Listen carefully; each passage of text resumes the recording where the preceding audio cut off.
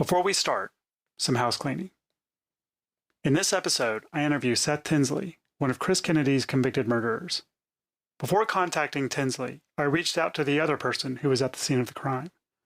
He declined, however, to be interviewed for this podcast and did not want to be named, though it is public information. Out of respect for his wishes, I've censored his name. You'll hear that censor throughout this episode.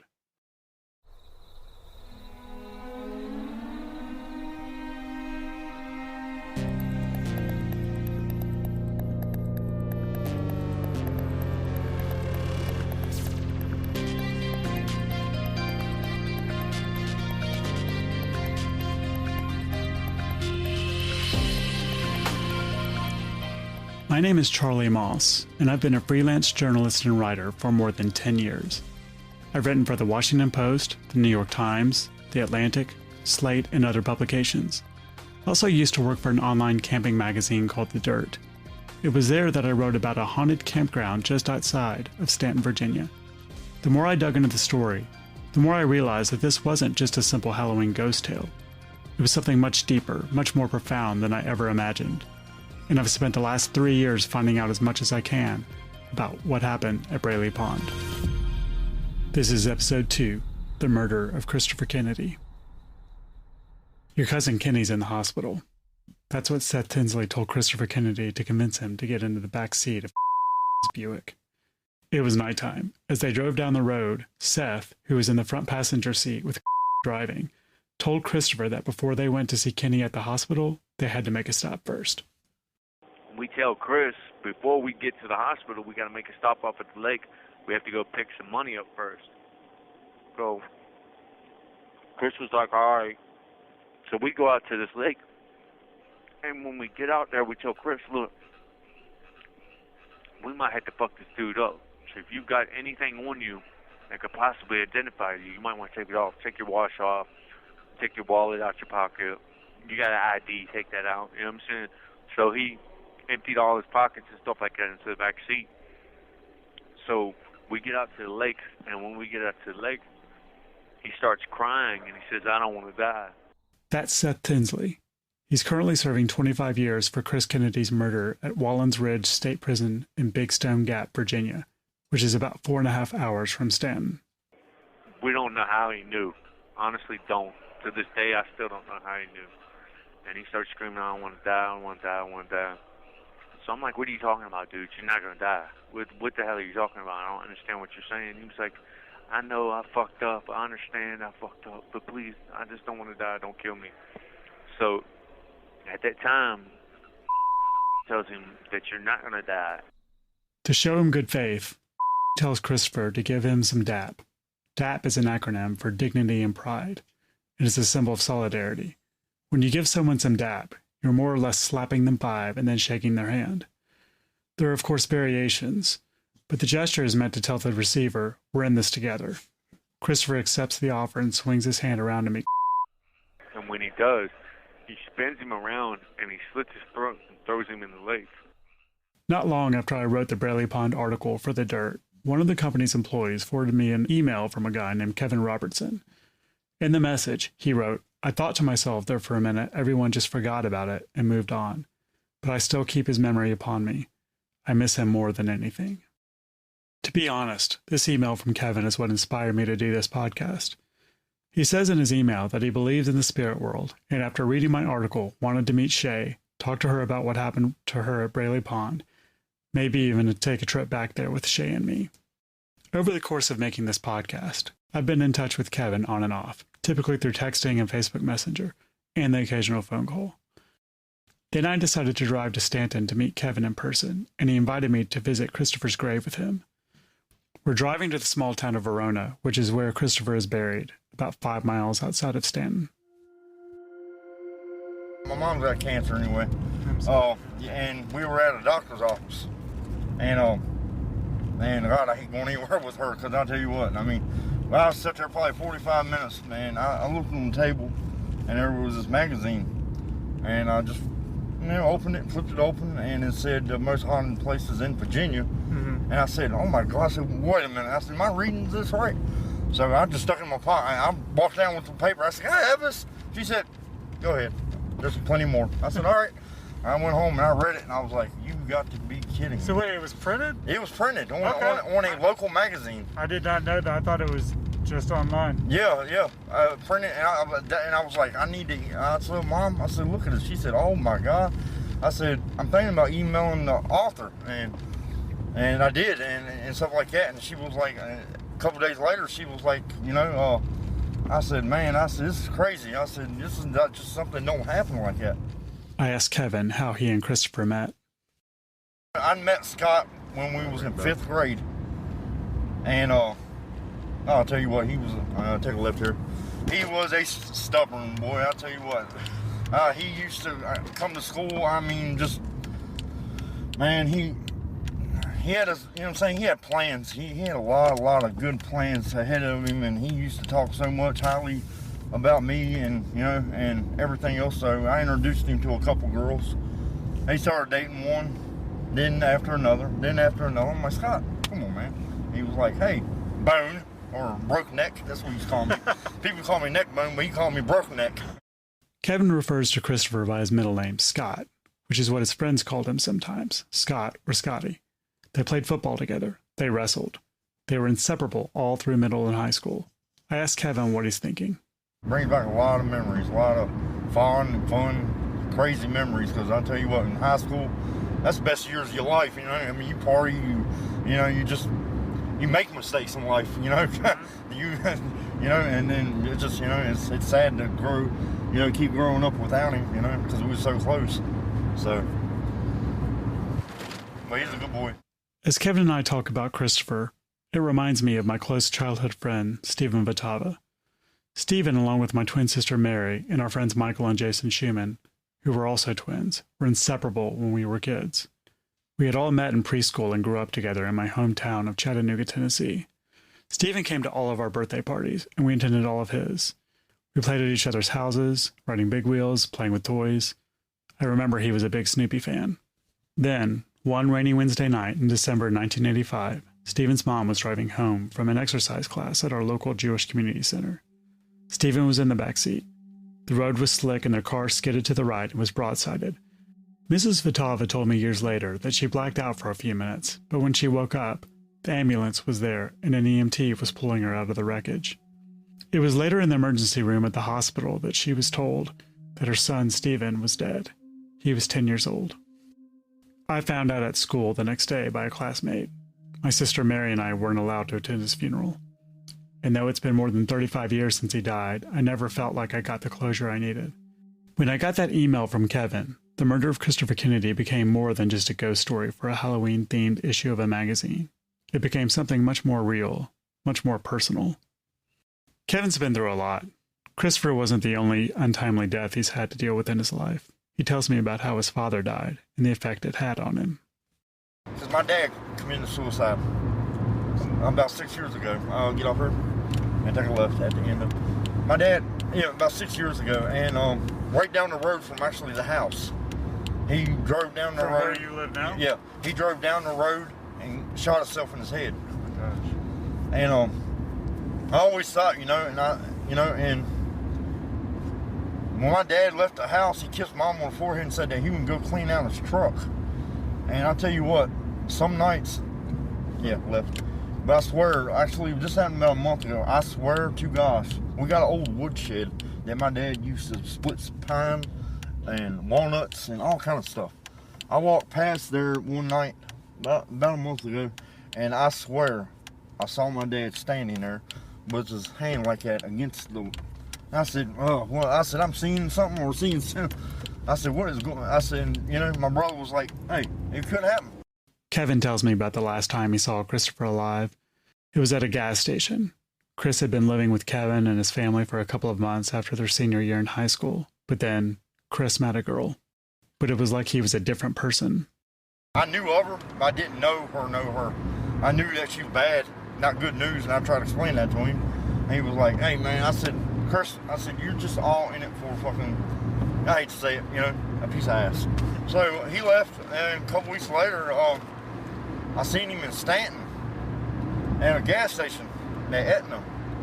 And I said, what are you doing, man? He said, I said, oh my God. I said, would you look at that? I said, you looked at yourself lately?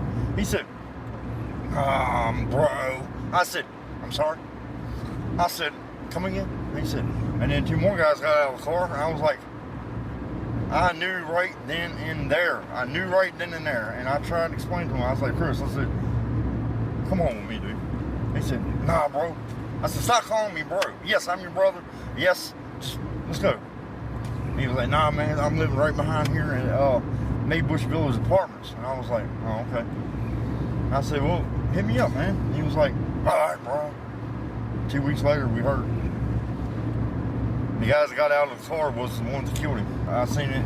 In case you had trouble understanding what Kevin said, he told me that the two guys that were with Christopher at the gas station were the guys who murdered him, Seth Tinsley and I have to backtrack a little here, because there's more that happened at Braley Pond on the night of Christopher's murder. We let him float out to about the middle of the lake, and then we go to leave. We're walking up the steps to leave. We thought he was dead. The whole time. It turns out, though, that did not kill Christopher. He didn't even slit his throat. He was holding the knife backwards and just left a few abrasions on Christopher's neck. We're up at the top of the steps, and we're ready to leave. We hear the splash, and we turn around and look, and he's swimming back in the shore. So we go back down there. When we get back down there, he's standing out the water. He's shivering and shaking. He was like, what was that? And all this stuff. So was being quiet. So I spoke up. I volunteered. I was like, look, that was just a test. See where your heart was at. Da-da-da-da-da. Like I said, dude wasn't the sharpest tool in the shed. So, I mean, you could pretty much tell him whatever, and he'd believe it. So he was like, all right. And we were like, come on. You look cold. It's time to go home. Let's go get in the car. Seth and start walking Christopher back to the car, and that's when attacks him again. And turns around and stabs him in his shoulder, and Chris turns around and starts running back in the water and drags in the water with him, stabbing him the entire time. So finally gets him up out of the water and slaps him down on the bank, and just stabbing the fuck out of him. Now, even though I didn't take part in the actual stabbing, I'm not innocent in this at all. The whole time I'm right beside him, screaming, stab him harder, asking for him to give me the knife so I can do it. Fucking, you know, I didn't actually take part in it, but I might as well be just as guilty as someone who did do it, you know? So, stabs him the last time, and his hand slips on the knife, and he almost cuts his pinky off. So, says, there's blood on his shirt, take his shirt off. That's evidence, da-da-da-da-da. So I ripped dude's shirt off. At this time, dude is not struggling anymore, but he's still alive. He's been stabbed in his lungs and his heart and everything, but he's still alive, and he's just pleading with, just let me lay here and die. Please, just leave me alone. Just let me lay here and die. I'm already dead. You already killed me. Just let me be. And stabs him one more time in the heart and just holds the knife there until dude's dead. At this point, is bleeding profusely and is in danger of passing out himself. Seth helps throw Chris's lifeless and bloodied body back into the pond. I was 5'6", maybe 120 pounds at the time. Not equipped to throw a body around. So it kind of like went like 8 or 9 inches into the water, and that was about it. And we left. I need to say here that according to Staunton newspaper reports, claimed at the time it was the other way around, that Seth Tinsley was the one who did the stabbing. When we were driving back, well, he was driving the car, and on the way back, I was wrapping his hand back up. We were going down Grieving Avenue, and he passed out behind the wheel and drove the car up onto the median and hit one of the road signs and knocked it off and put a big-ass, like, indentation in the front of the car, the bumper, the hood, all that stuff. So we get back to the house. When we get back to the house, Candy's there, and Candy's like, oh my God, da-da-da-da-da. Candy is Candace Knott. She was a so-called gang queen of the Gangsta Disciples, one of the prominent gangs in Staunton in the late 1990s and early 2000s. She was the one who directly ordered Seth and Noah to murder Chris.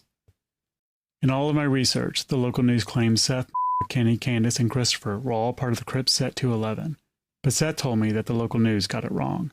They were all part of the Gangsta Disciples. Candace was married to the gang's leader, Bradford Knott III, who was in jail at the time for malicious wounding, which means under Virginia law, the intent to seriously hurt or murder someone. Candace was on the phone with Brad when Seth appeared with a barely conscious. She takes him upstairs and takes him to the shower, fucking clean his hand up and whatnot. And I basically take all the clothes that we wore out there, I bag it up. I take the knife, I put it in the bag. I've got everything. I got everything that has to do anything with the crime in the bag. So, I wringed his shirt out when we were driving back from the lake. The shirt that thought had blood on it, I had wrung it out while we were driving down the road. So the next morning when we got up, there was blood all over the side of his car. Like the entire side of his car was splattered with blood. So I was covered in blood. From hands to elbows, I was drenched in blood because I was right beside it the entire time. And when I took dude's shirt off, I got blood all over me. He was squirting blood all over the place. When I picked the body up, he was still bleeding even though he was dead. It was a mess. So I took all the clothes, but was with me. I took all the clothes out into the woods. I poured gasoline on them and burnt them. I took the knife and I threw it in a body of water almost directly beside the spot where I burnt the clothes. Seth then told Candace that everything that needed to cover up the murder was done. But was looking like real despondent, like he really regretted his situation and his actions in this situation. He was looking real remorseful and stuff, and he just looked like his world had ended. And I kept asking him if he was all right, and he was like, "Yeah, I'm fine." And Candy had really attached herself to him. Like when we got back to the apartment, they pretty much spent all day in the bedroom. I was downstairs getting high and having friends over and stuff like that. Kevin and I are almost to the cemetery where Chris is buried. Before we reach the turn into the small parking lot, Kevin tells me that a few years after Chris's murder, he returned to Braley Pond.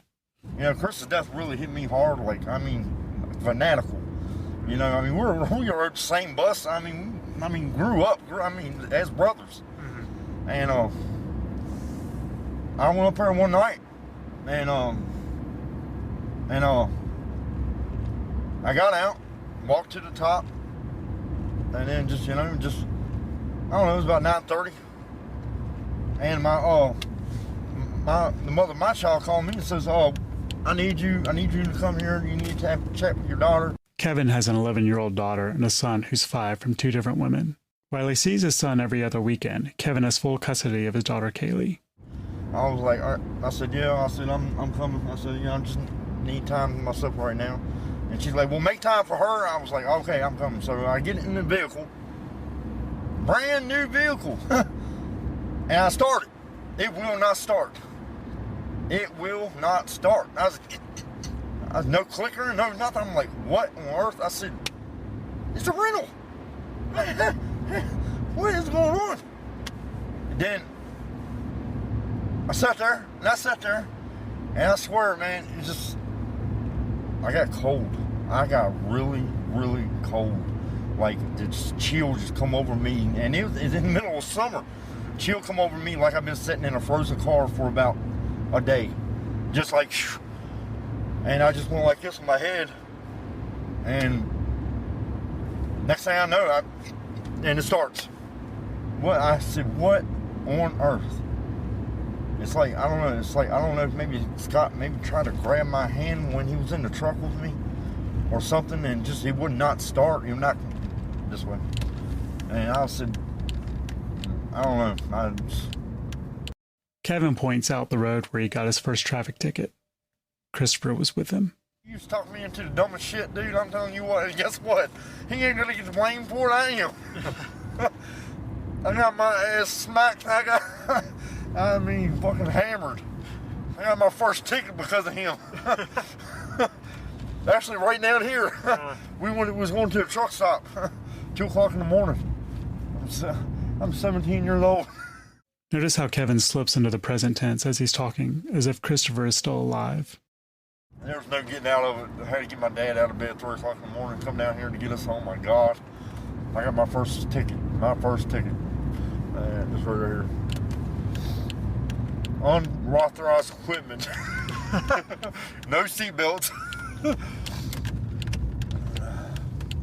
was having learners. I live right up the road. Please let me go. Nope. I said, my dad is asleep. Please don't call him. Yeah, he's on the phone with him before I even told him. He said, that's it. Dad got there. So I said, I'm ducking down and see, dude. Pretend I ain't here. You stupid ass. Dad said, don't even say a word. None of you. Both of you.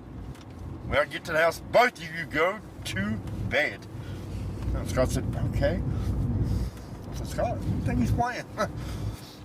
There's silence for a minute or so. Then Kevin speaks up. I just want to know, on your theory, like, is he still with us? Is he still here? No. How does that work? We pull into the parking lot of a small brick church and drive to the cemetery lot behind it. The graveyard has maybe 20 graves in it. It's not big. I know cemeteries can sometimes feel lonely, but this one in particular feels cold, isolated, forgotten. Why he was buried here, I will never know. Did he not go to church? No, he didn't go here. Huh.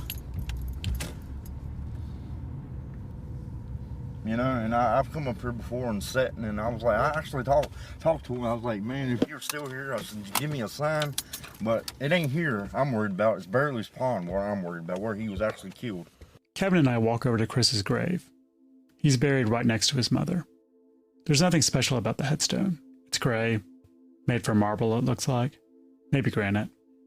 It doesn't stand out from the other graves there. There's an image of praying hands over a Bible and maybe an olive branch, I think. It's hard to tell. Underneath it says Christopher Scott Samuel Kennedy, September 30th, 1983, and then the date of his death, May 21st, 2003. And then in text that's hard to see it says, Beloved Son. Attached to the side of Chris's tombstone is a permanent vase, an open invitation for visitors to leave flowers. A small bouquet of plastic purple and yellow flowers are in it. They look like they were placed there fairly recently, within the past few months or so. There's something comforting in watching Kevin interact with Chris's grave, the way he talks to it as if Chris is still alive. Okay, so Scott was his middle name, Christopher Scott. Yep, Samuel that's what people Kennedy. called him, Scott. Whenever someone get mad at him, he'd probably be called Chris or Christy. Sure. I mean, it's hard. It was hard. It's gotten, a little easy, but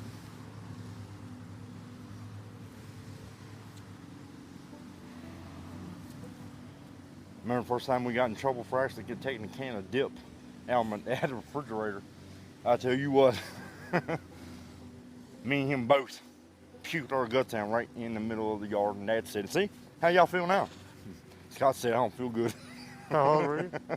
We was 13. Okay. Yeah. Did you do the whole thing? Oh yeah, we tried it, put it in our mouth and like that, and then he swallowed his, and I just spit mine out, and he got sicker than I ever imagined. So yeah. I tell you what, we was never bored. I tell you what, when we was together. Would it be weird if I took a picture of you next to his? Yeah. Are you okay with that? Yeah. All right. I typically think it's weird to take photos at a graveyard. I feel like it's an invasion of privacy to those who were there, even to the people buried there. But I felt compelled to take one of Kevin next to Chris's grave. This was his best friend, after all, and Kevin was still very much hurting over Chris's murder. He was happy to oblige. Kevin begins to talk to Chris again. Yep. Tell you what, we was never bored, was we? No, I've never seen a ghost before in my life, but I'd like to, just picture him more. Mm-hmm. Yeah. If you're having a hard time understanding him, it's because he's choking up a little bit. After this happened, everybody just like his friends and my friends, they're some of the same people, but no one's brought this up since it happened. I mean, no one. I talk about him here and there and everything, and everybody was like, "You living in the past?" I was like, "No, I'm just trying to keep the memories I got. You know, if Scott is still here with us, I like to think he is. You know, I've never seen a ghost like I'm saying. I haven't. I have to see it to believe it. Right. I know he's gone. Oh, he's right under us, you know, and bones, nothing but bones. But if he's still here, which sometimes I think he is. Turns out, Kevin might be more right than he knows.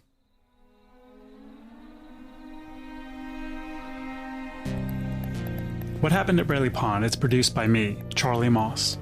The exceptional Bill Colrus is our story editor. Our music and sound design are by the legendary Mike Trebilcock. Our website, which can be found at www.braleypondpodcast.com, was created by the outstanding Ashton Lance. Our podcast logo was designed by the phenomenal Shelton Brown. Additional artwork is by the incredibly patient Keith Finch.